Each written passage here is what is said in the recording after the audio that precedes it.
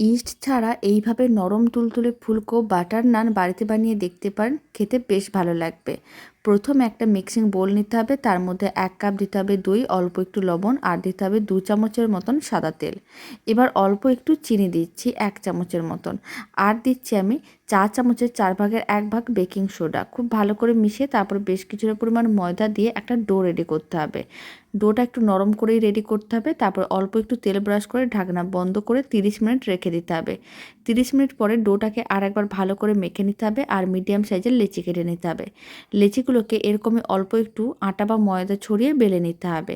তার উপরে অল্প একটু একটা করে রসুন কোয়া নিতে হবে আর এরকমই রসুনটাকে গ্রেট করে দিয়ে দিতে হবে। অল্প একটু কুচনো ধনেপাতা দিতে হবে। তারপরে অল্প এইভাবে শুকনো আটা বা ময়দা ছড়িয়ে একটু বেলে নিতে হবে। এইভাবে সমস্ত নানগুলো রেডি করতে হবে।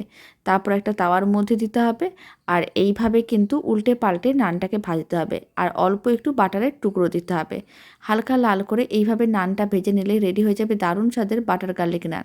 খেতে ভীষণ ভালো হয়, দোকানে কেনার প্রয়োজনও পড়বে না। আর বাড়িতে বানালে কমেন্ট বক্সে জানাতে একেবারেই ভুলবেন না।